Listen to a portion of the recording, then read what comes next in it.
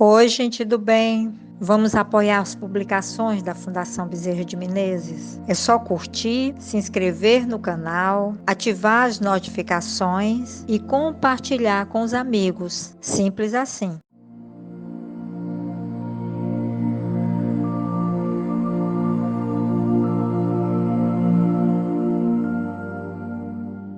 Olá, gente do bem.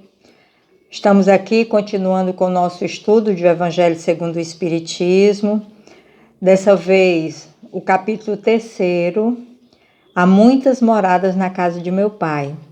E o nosso estudo de hoje está nas instruções dos Espíritos e trata dos mundos superiores e mundos inferiores.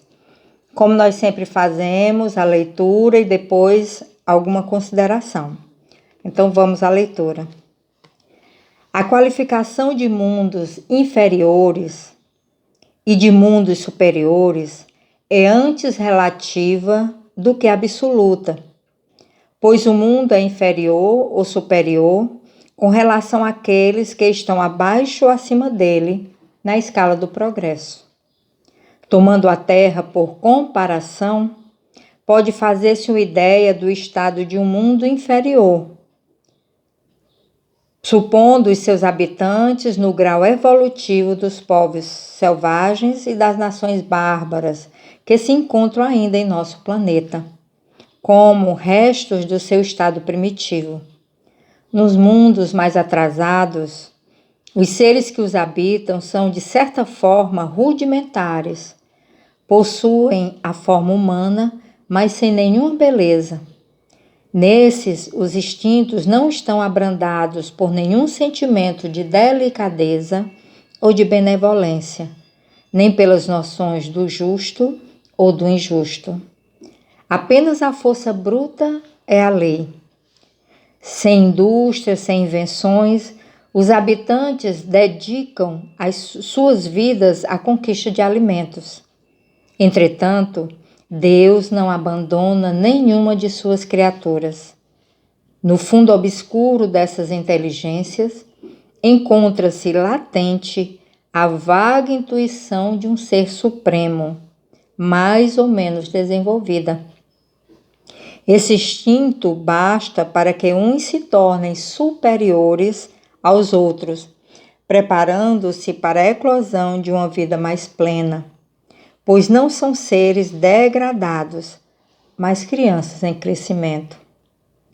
Entre esses graus inferiores e os mais elevados, existem inumeráveis escalas, e entre os espíritos puros, desmaterializados e resplandecentes de glória, mal se reconhece aqueles que animaram os seres primitivos.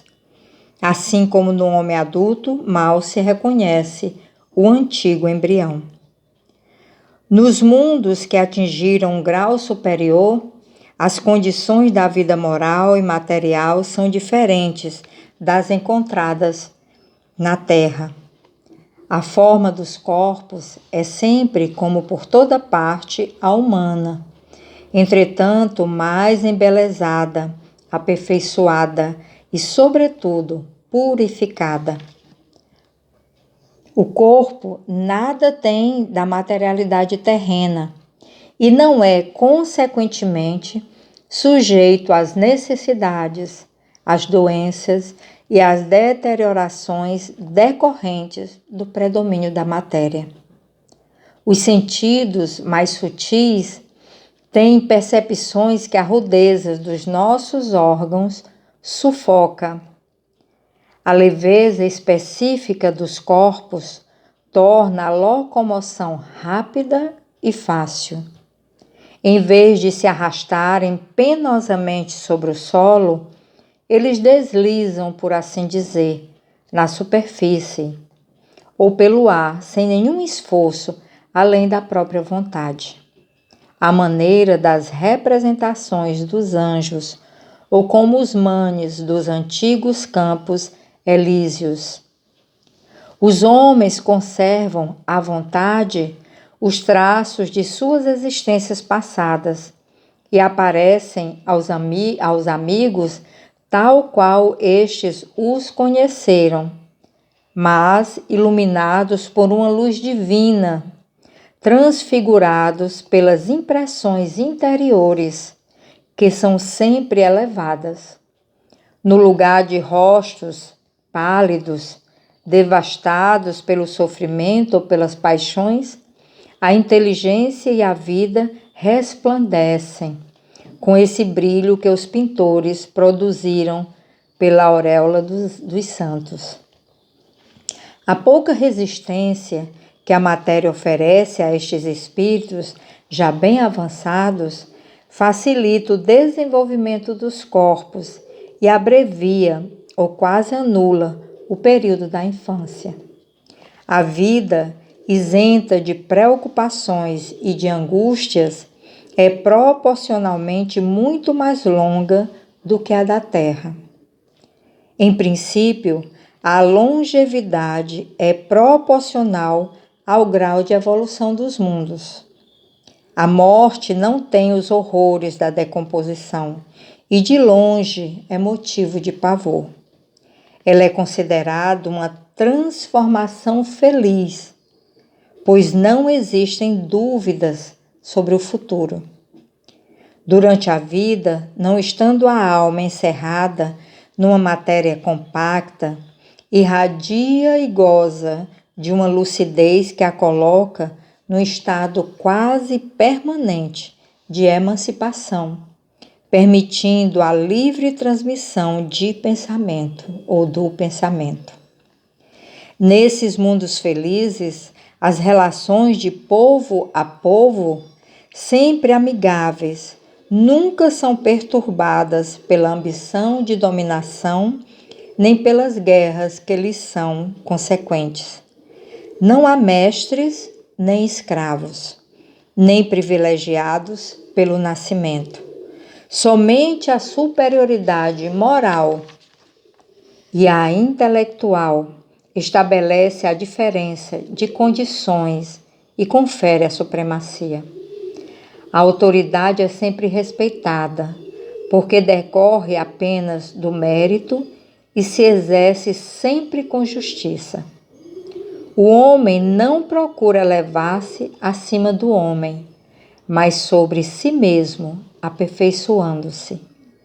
Seu objetivo é chegar ao nível dos espíritos puros, e esse desejo incessante não é um tormento, mas uma nobre ambição que o faz estudar com determinação para se igualar a eles. Todos os sentimentos ternos e elevados da natureza humana, lá se encontram, engrandecidos e purificados. Os ódios, os ciúmes mesquinhos, as baixas cobiças da inveja, ali são desconhecidos. Um sentimento de amor e de fraternidade une a todos os homens. Os mais fortes ajudam os mais fracos. Suas posses são correspondentes às possibilidades de inteligência de cada um. Mas ninguém sofre pela falta do necessário, pois ninguém ali está por expiação. Em uma palavra, o mal não existe. Em vosso mundo, tendes a necessidade do mal para sentir o bem, da noite para admirar a luz, da doença para apreciar a saúde. Lá, esses contrastes não são necessários. A eterna luz, a eterna bondade, a paz eterna da alma proporcionam uma perene alegria, que não é perturbada nem pelas angústias da vida material, nem pelo contato dos maus, que ali não tem acesso. Aí está o que o espírito humano só dificilmente compreende. Ele foi engenhoso ao pintar os tormentos do inferno, mas nunca representou as alegrias do céu. Isso por quê? Porque, sendo inferior, ele apenas conheceu as dores e as misérias, e não pode entrever as luzes celestes.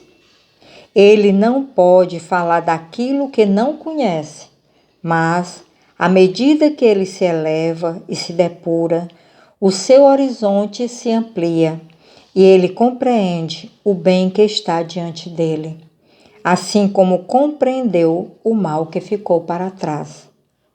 Entretanto, esses mundos afortunados não são mundos privilegiados, pois Deus é imparcial com todos os seus filhos. Ele dá a todos os mesmos direitos e as mesmas facilidades para chegarem até lá. Fez que todos partissem do mesmo ponto e não dota a uns mais do que a outros. Os primeiros lugares são acessíveis a todos. Cabe-lhes atingi-los o mais rápido possível, ou se abandonarem durante séculos e séculos nos baixos níveis da humanidade. Bem, pessoal, nossas palavras de considerações sobre o texto serão muito rápidas, já que o texto é bem completo, né? Fala dos mundos superiores e mundos inferiores e o conteúdo vocês viram aí na leitura. O que nós queremos para fechar essa compreensão é o quanto o Espiritismo nos faz um convite para ampliar o nosso entendimento sobre a vida.